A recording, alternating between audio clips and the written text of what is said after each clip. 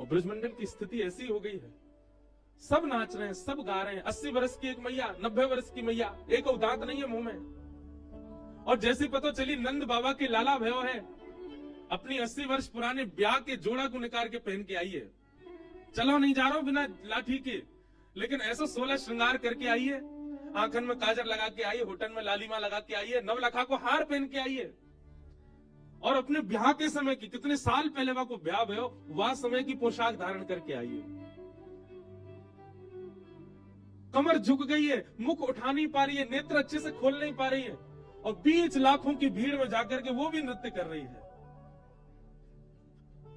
अरे जुग जुग जीवेरी यशोदा मैया तेरो ललना, जुग जुग जीवेरी यशोदा मैया तेरो ललना, जुग जुग जीवेरी यशोदा मैया तेरो ललना, जुग जीवेरी यशोदा। ताल बजा के गाओ। अरे हाँ तेरो ललना नंद रानी तेरो ललना, तेरो ललना नंद रानी तेरो ललना महारानी तेरो ललना, तेरो ललना महारानी तेरो ललना। अरे जुग जुग जीवेरी यशोदा मैया, जीवेरी नंद रानी मैया तेरो ललना, जीवेरी नंद रानी मैया। सब ब्रजवासी गा रहे हैं। बड़े भागते यशोदा मैया ऐसो सुत दिन जायो, बड़े भागते यशोदा मैया ऐसो सुत दिन जायो। हाँ बड़े भागते यशोदा मैया ऐसो सुत दिन जायो, बड़े भागते यशोदा मैया ऐसो सुत दिन जायो। पूर्ण ब्रह्म जगत गोस्वामी सोते ने गोद खिलायो, पूर्ण ब्रह्म जगत को स्वामी सोते ने गोद खिलायो, पूर्ण ब्रह्म जगत को स्वामी सोते ने गोद खिलायो।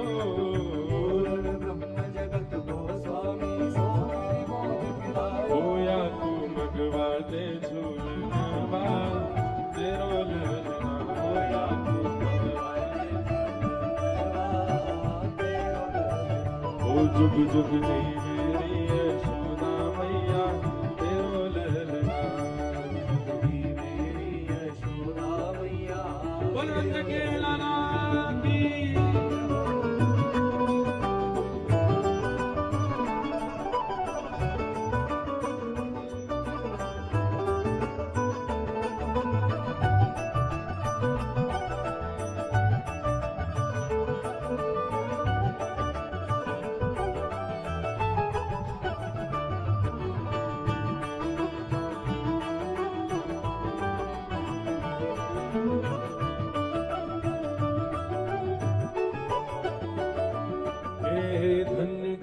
जब हुए यशोदा मैया कह के बोले, ये घड़ी जब हुए यशोदा मैया कह के बोले, धन्य घड़ी जब हुए यशोदा मैया कह के बोले, ये घड़ी जब हुए यशोदा मैया कह के बोले। ओ नूपुर बांध दो चरणन में घुटमन डोले, नूपुर बांध दो चरणन में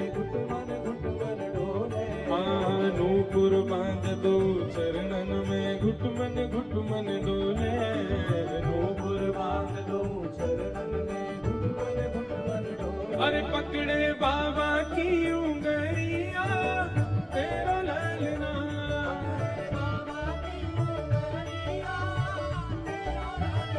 अरे पकड़े बाबा की उंगलियां तेरा ललना,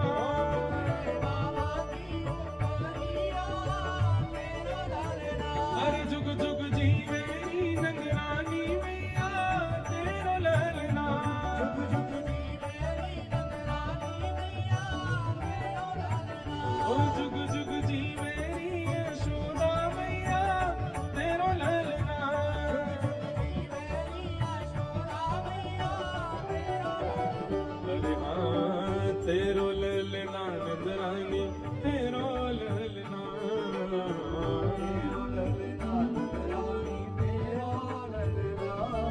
हे तेरो ललना महारानी राधा रमणा,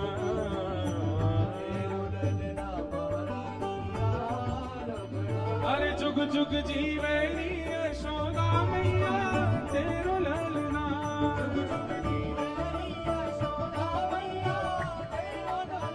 हाँ जुग जुग जीवे नी नंदरानी मैया तेरो ललना,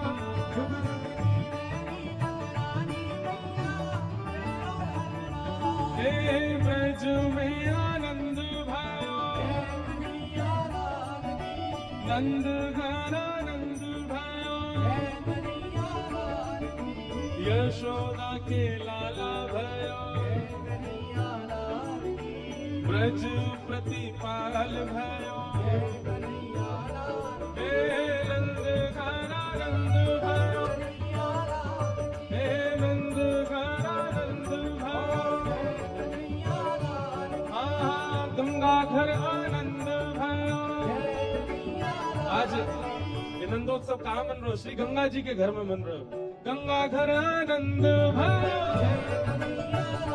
हे भोले घर आनंद भयो, हे नगर आनंद भयो,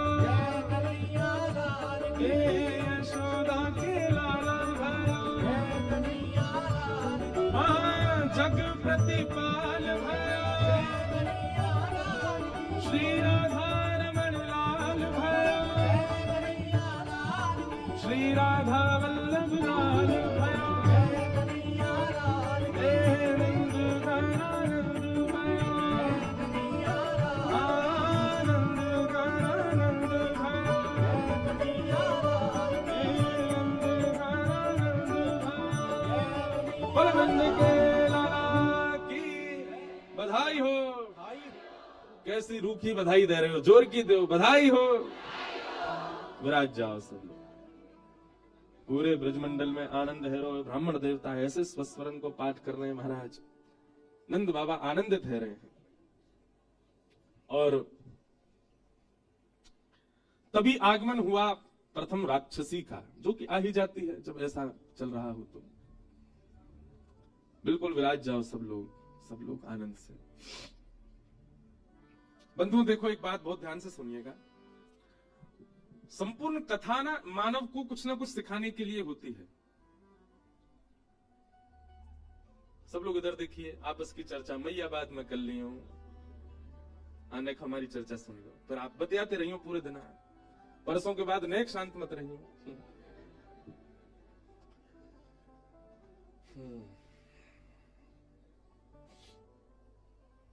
व्यक्ति जब भक्ति मार्ग में आता है तो सबसे पहली बाधा उसके जीवन में आती है पूतना।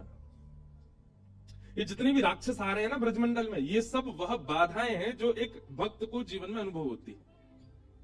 मैं फिर कहूंगा, भक्तों की कैटेगरी में मैं उनको बिल्कुल नहीं लेता जो ठाकुर जी से केवल संसार की याचना करते हैं। वो भक्त नहीं है, वो याचक है।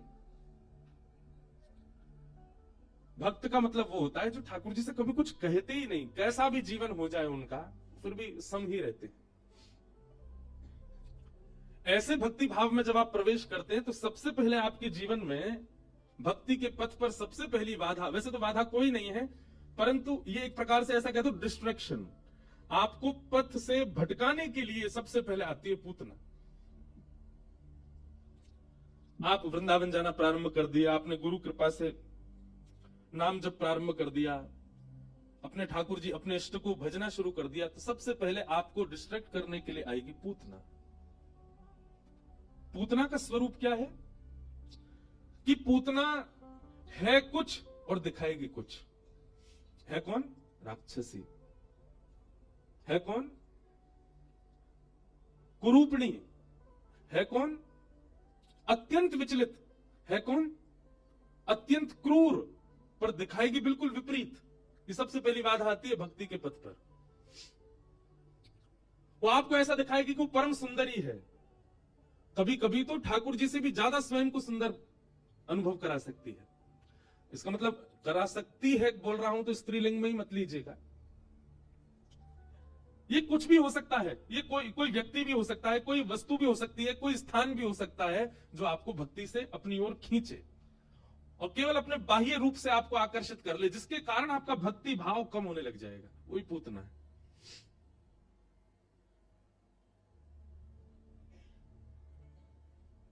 हम उसके बाह्य आवरण पर इतने आकृष्ट हो जाते हैं, हमें लगता है कि ये सर्वश्रेष्ठ है, पर नहीं, उसका आंतरिक रूप कुछ और है। यही पूतना है, इसी से बचना है। और इससे बचने का एक उपाय बताएं। आप कहें महाराज पूतना जीवन में आए, इससे बचा कैसे जाए?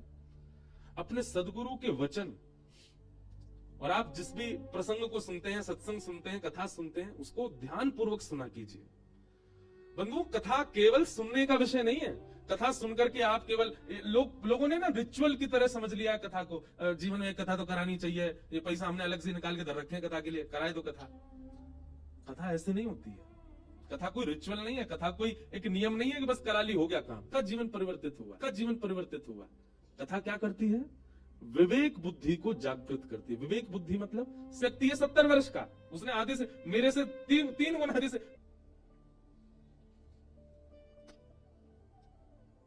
पूतना कुरूपणी है पर परम सुंदरी बनकर के आई, और जैसे उसने गोकुल में प्रवेश किया, नंद घर आनंद भयो जय कन्हैया लाल की, सब ब्रजवासी नाच रहे हैं, गा रहे हैं, उत्सव मना रहे हैं। और जैसे ही पूतना ने प्रवेश किया, उसके आधे मुख को देख करके ब्रजवासी कीर्तन करना, नाचना भूल जाते हैं, उसी को देखने लग जाते हैं आपस में। ये देख कितनी सुंदर, इसकी आंख तो देख, इसकी नाक तो देख, अरे इसकी मुस्कान तो देख, इसकी चाल तो देख। मतलब उसके अंदर कोई अवगुण है ही नहीं, वो सब तरीके से आपको आकर्षित कर रही है अपनी ओर। वो बोलती है तो अच्छी लग रही है, चल रही है तो अच्छी लग रही है।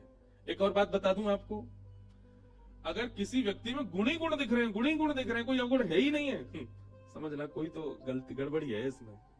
संसार में है वो, इसमें कोई गड़बड़ी नहीं है, इसकी कोई भी चीज हमको अनुचित नहीं लग रही है। चाहे वो मित्र हो, चाहे वो सखा हो, चाहे वो आपका कलीग हो, चाहे वो गुरु हो, एक आध कुछ तो लगेगा कि नहीं इनमें, ये संसार में है तो इनमें कुछ तो अवगुण है। पर अपने सारे अवगुण ऐसे साफ कर रखे हैं कि बिल्कुल गुण ही गुण दिख रहे हैं। हम आपको मंच से संकेत कर रहे हैं, सावधान। गंगा जी देखो कैसी लगती हैं, बिल्कुल हरी हरी सी बह रही हैं। ऊपर से देखो तो एक दाना भी कोई वैसा नहीं है, देख करके वो लगता है गले से लगा ले। तो जैसे कूदोगे, अंदर पत्थर भी है विशाल, माथा वाता फूट जाएगा। जल का जो टेम्परेचर है वो इतना कम होगा कि महाराज रोम रोम कांप जाएगा, पानी बर्फ, वो खून बर्फ बन जाएगा।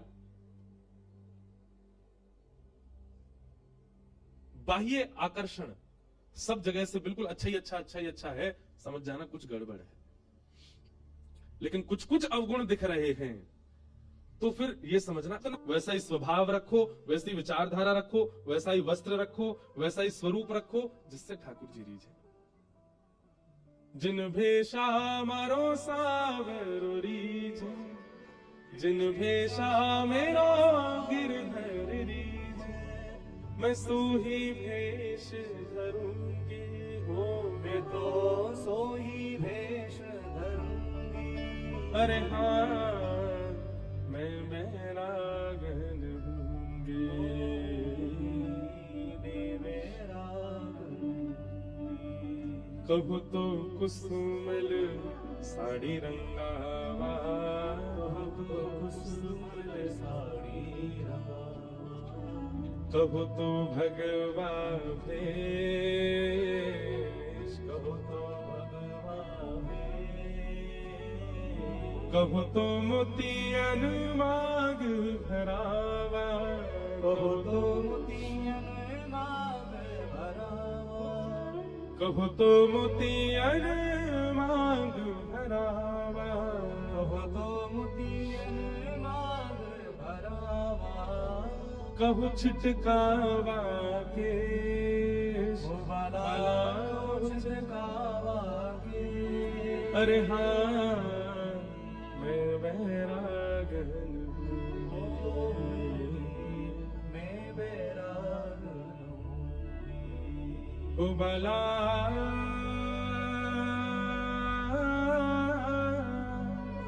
मैं बैरागन हूँगी, मैं बैरागन हूँ।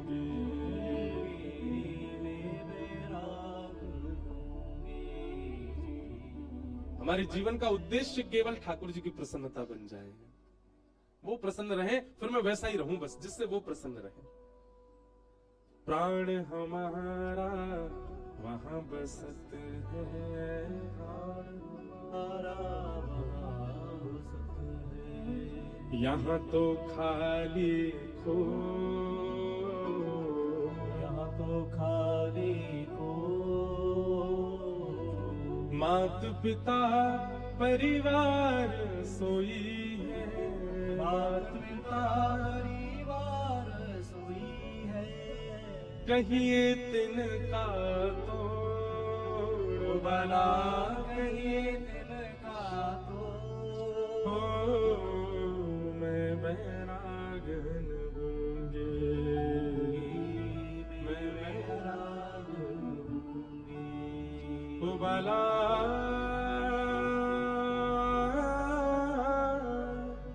मैं बैरागन होंगे, मैं बैरागन होंगे, मैं बैरागन। क्यों? जिन भेषा मारो सांवरोरी छे, मैं सो ही भेष धरूंगी। अब यहां तो भेष की बात आई है, पर भेष बाह्य भेष नहीं, आंतरिक भेष। मीराबाई का जो मूल पद है ना, शील संतोष धरूं घट भीतर, शील संतोष धरूं घट भीतर, शील संतोष धरूं घट भीतर, शील संतोष धरूं घट भीतर, शील संतोष धरूं घट भीतर, शील संतोष धरूं घट भीतर। मीराबाई कह रहे हैं, बहुत सुंदर पद है,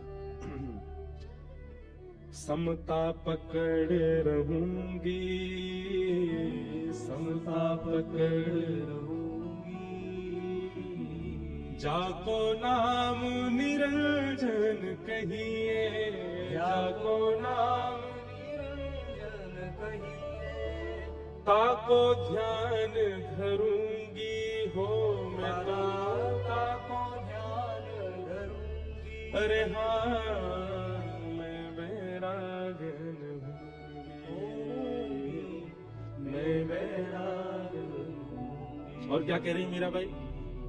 गुरु के ज्ञान रंगू तन कपड़ा, गुरु के ज्ञान, सब लोग तन कपड़ा, मन मुद्रा पहरूंगी, मन मुद्रा पहरूंगी, हे प्रेम पीयूष हरि गुण गाऊं, प्रेम पीयूष हरि गुण गाऊं, चरणन लिपट रहूंगी हो, मैं तो चरणन लिपट रहूंगी, अरे हाँ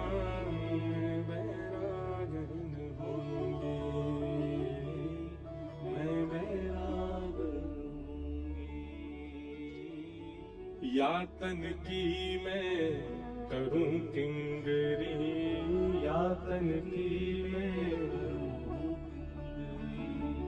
रसना नाम कहूंगी, रसना नाम कहूंगी,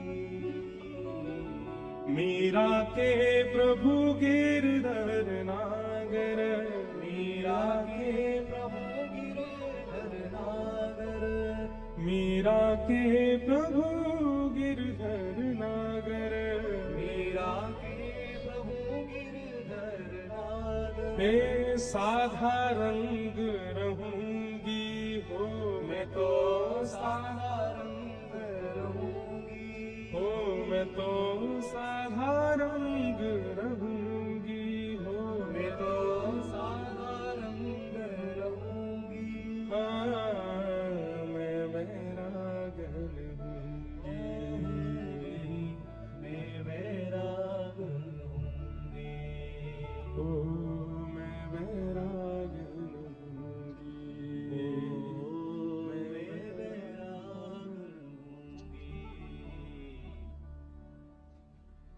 मीरा के प्रभु गिरधर नागर, साधा रंग रहूंगी मैं तो बैरागिण होंगी।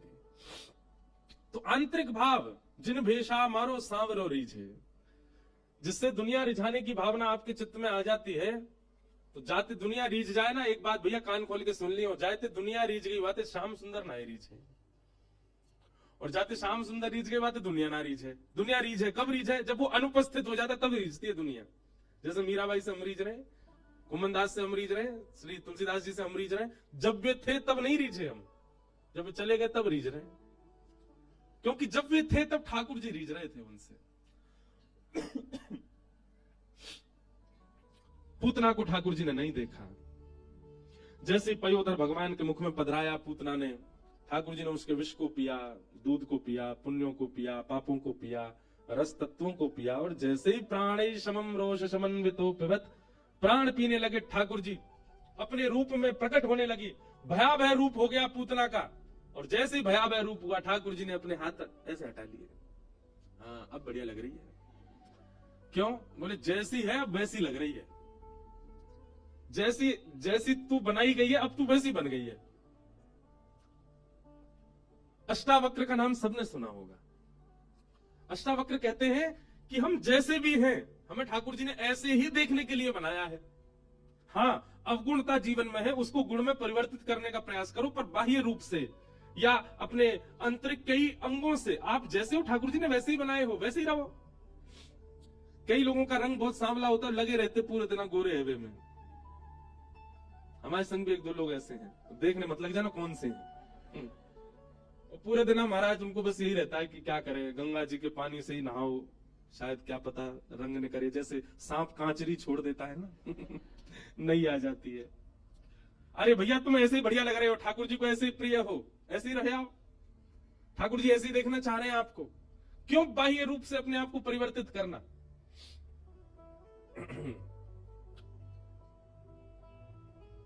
और रही बात आंतरिक भाव की, तो वो कथाओं में, सत्संगों में गुरुजनों से पूछो ठाकुर जी को कैसा गुण प्रिय लगता है, वो मैं अपना निर्माण करूं, वैसा मैं बनाऊं। मीराबाई ने इस पद में लिख दिया है वैसे तो सब कुछ, शील संतोष धरूं घट भीतर। शीलता मतलब कोई कितना भी गुस्सा करे, कितना भी कुछ करे, मैं शील रहूं मतलब ठंडी, ठंडा भाव रहे, स्वभाव रहे मेरा, ठाकुर जी को प्रिय। संतोष दूसरा भाव, संतोष मतलब चाहे जैसी स्थिति मिल जाए, चाहे जैसा भोजन मिल जाए, चाहे जैसी व्यवस्था मिल जाए, सब में संतोष करना। ममता पकड़ रहूंगी, ममता मतलब दया। तीन गुण तो मीराबाई ने बता दिए। और गुरु के ज्ञान रंगूं घट कपड़ा, गुरु के ज्ञान से अपने आप को परिवर्तित करूं। मीरा के प्रभु गिरधर नागर, साधा रंग रहूंगी। आपको गीता गंगा जी के तट पे ये मैं बैरागन जो पद हमने गाया ना, उसमें दो यंत्र गाए, अब मैं बैरागन 2 आ रहा है, उसमें ये 3 पद और है, 3 पंक्ति और है, उसमें मीराबाई के तीनों पंक्तियां और है, आएगा अगले वर्ष आ जाएगा। तो ये केवल पद नहीं है, भजन नहीं है नाचने वाले, ये बहुत बड़े सूत्र हैं, इनको अपनाइए जीवन में, बन जाइए वैसे जैसे ठाकुर जी रीझे। पूतना का भगवान ने वध कर दिया। बोलो पूतना मर्दन भगवान की।